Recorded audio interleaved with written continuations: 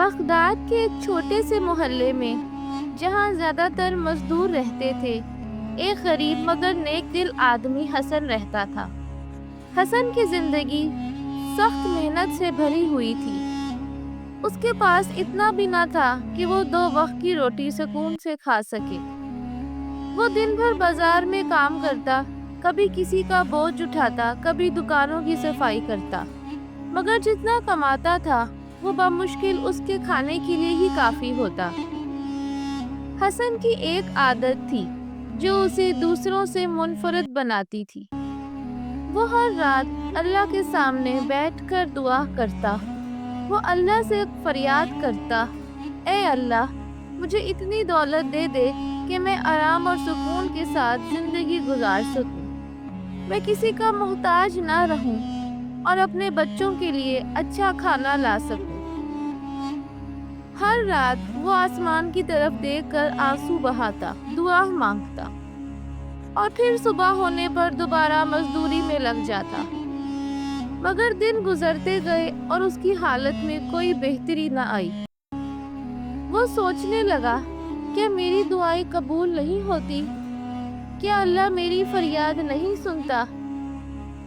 ایک دن جب وہ بازار میں بیٹھا تھا، اس نے ایک سوداگر کو دیکھا جو خوبصورت لباس میں ملبوس تھا۔ اس کے گھوڑے پر قیمتی سامان لدا ہوا تھا اور اس کے ساتھ کئی نوکر کھڑے تھے۔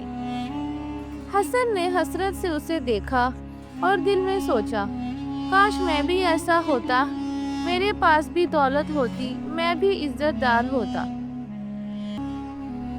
اے اللہ، اگر تو مجھے دولت نہیں دے سکتا تو کم از کم میری تقدیر کو ہی بدل دے، مجھے یہ غریبی نہیں چاہیے۔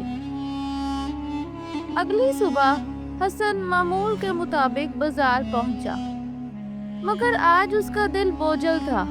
وہ مسلسل سوچ رہا تھا کہ کیا واقعی اس کی دعائیں قبول نہیں ہوتی؟ کیا اللہ اس کی فریاد نہیں سن رہا؟ وہ بازار کے ایک کونے میں بیٹھ گیا جہاں روزانہ مزدور کام کے انتظار میں بیٹھتے تھے۔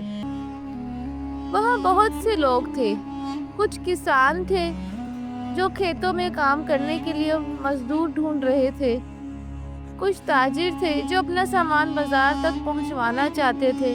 ہر کوئی اپنی حیثیت کے مطابق مزدوروں کو کام دے رہا تھا، مگر آج حسن کے حصے میں کچھ بھی کام نہ آیا۔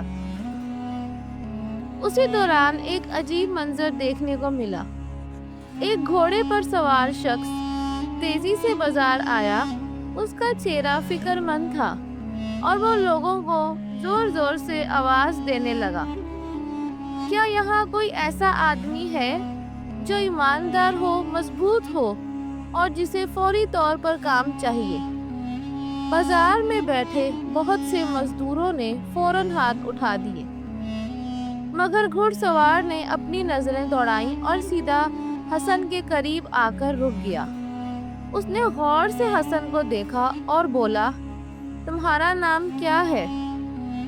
حسن نے ادب سے کہا، جناب، میرا نام حسن ہے اور میں محنت سے کام کرنے والا مزدور ہوں۔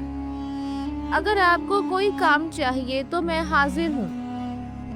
گھڑ سوار نے کہا، مجھے ایک خاص شخص کی تلاش ہے اور شاید تم ہی وہ ہو۔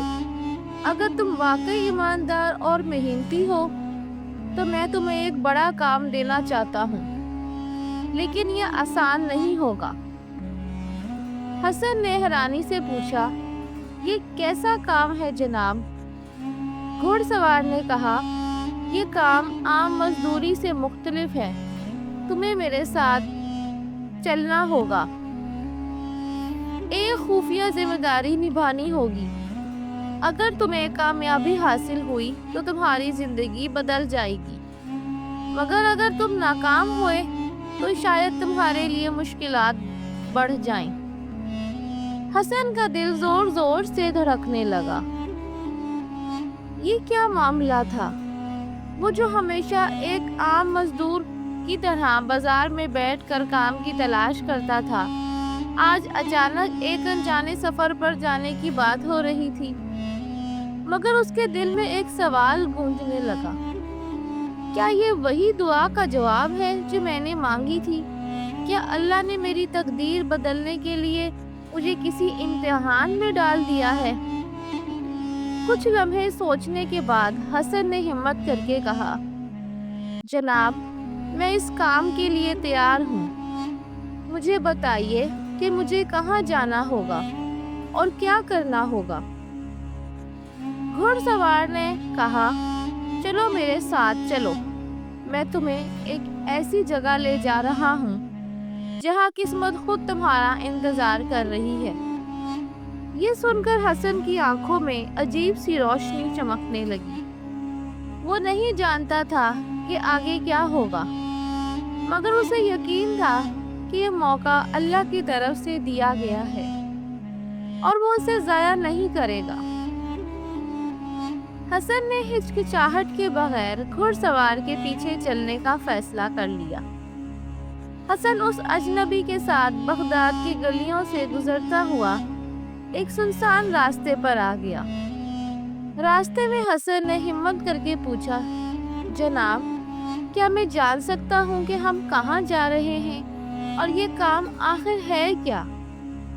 گھڑ سوار نے مسکرا کر کہا، صبر رکھو حسن، جلد ہی تم سب کچھ جان جاؤ گے، مگر ایک بات یاد رکھو، یہ کام آسان نہیں ہے، مگر اگر تم نے ایمانداری سے نبھایا تو تمہاری قسمت بدل سکتی ہے۔ یہ سن کر حسن کا تجسس اور بڑھ گیا۔ وہ دل ہی دل میں دعا کرنے لگا کہ یہ موقع اس کے لیے واقعی خوش قسمتی ثابت ہو۔ کچھ دیر بعد وہ دونوں ایک پرانی مگر شاندار حویلی کے دروازے پر پہنچے۔ حویلی کی دیواریں اونچی تھیں۔ حسن نے دیکھا کہ دروازے پر دو محافظ کھڑے تھے جو انہیں شک کی نظر سے دیکھ رہے تھے۔ گھڑ سوار نے آگے بڑھ کر ان سے کچھ کہا اور فوراً دروازہ کھل گیا۔ حسن اندر داخل ہوا تو حیران رہ گیا۔ اندر کی دنیا باہر سے مختلف تھی۔ خوبصورت باغ، فوارے اور سنہرے دیے ہر طرف روشنی بکھیر رہے تھے۔ ایسا لگ رہا تھا جیسے وہ کسی اور ہی دنیا میں آ گیا ہو۔ سامنے ایک لمبا چوڑا آدمی جو ریشمی لباس پہنے ہوئے تھا ایک تخت پر بیٹھا تھا۔ اس کے چہرے پر رعب اور آنکھوں میں ذہانت تھی۔ گھڑ سوار نے آگے بڑھ کر ادب سے کہا، مالک، میں وہ شخص لے آیا ہوں جس کی تلاش تھی۔ حسن حیرت سے اس شخص کو دیکھنے لگا۔ وہ کون تھا اور اسے یہاں کیوں بلایا گیا تھا؟ وہ شخص حسن کی طرف متوجہ ہوا اور بولا، دیکھو، میں نے تمہارے لیے ایک خاص کام سوچا ہے۔ اگر تم اسے صحیح طریقے سے انجام دو گے تو نہ صرف تمہیں بہترین انعام ملے گا بلکہ تمہاری زندگی بھر کے لیے ایک عزت دار نوکری بھی مل جائے گی۔ حسن نے ادب سے سر جھکا کر پوچھا، جناب، وہ کون سا کام ہے؟ بزرگ نے حسن کو ایک چمڑے کا لفافہ دیا اور کہا، اس میں بہت قیمتی دستاویزات ہیں جو بادشاہ کے وزیر تک پہنچانی ہیں۔ راستہ لمبا اور خطرناک ہے، مگر ہمیں یقین ہے کہ تم اسے ایمانداری اور دیانتداری سے انجام دو گے۔ حسن نے لفافہ احتیاط سے لیا اور فوراً روانہ ہو گیا۔ راستے میں ایک ویران جنگل آیا جہاں چوروں کا ایک گروہ چھپا ہوا تھا۔ جیسے ہی حسن وہاں پہنچا، ڈاکوؤں نے اسے گھیر لیا۔ رک جاؤ، تمہارے پاس جو بھی قیمتی چیز ہے ہمیں دے دو، ایک ڈاکو بولا۔ حسن نے حوصلے سے کہا، میرے پاس دولت نہیں ہے، صرف ایک پیغام ہے جو بہت اہم ہے، اسے پہنچانا میرا فرض ہے۔ ڈاکو ہنسنے لگا، ہمیں کہانیاں مت سناؤ، دیکھتے ہیں اس لفافے میں کیا ہے جو تمہارے پاس ہے۔ ڈاکو نے حسن سے لفافہ چھیننے کی کوشش کی، مگر حسن نے مضبوطی سے اسے پکڑ رکھا تھا۔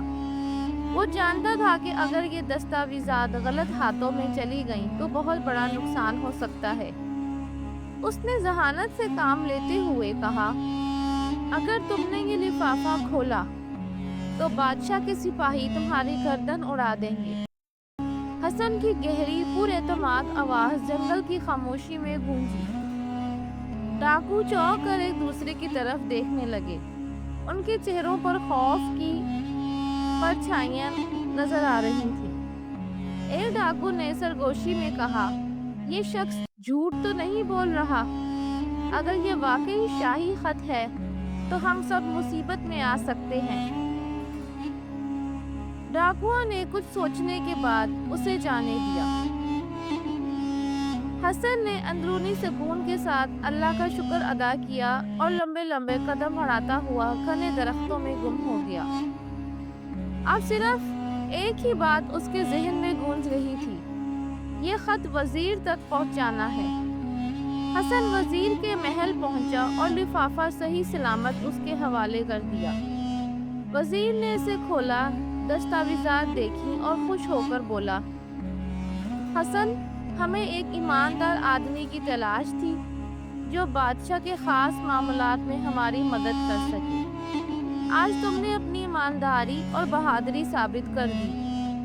میں تمہیں ہمیشہ کے لیے شاہی محل میں نوکری دیتا ہوں، جہاں تمہاری عزت، دولت اور مستقبل سب محفوظ ہوں گے۔ یہ سن کر حسن کی آنکھوں میں خوشی کے آنسو آ گئے۔ ایک عام مزدور سے شاہی محل کے معزز خادم تک کا سفر ایمانداری کے سبب ممکن ہوا تھا۔ اگر آپ کو یہ کہانی پسند آئی ہے تو جلدی سے شیئر، سبسکرائب اور لائک کریں تاکہ اس طرح کی مزید کہانیاں آپ تک پہنچ سکیں۔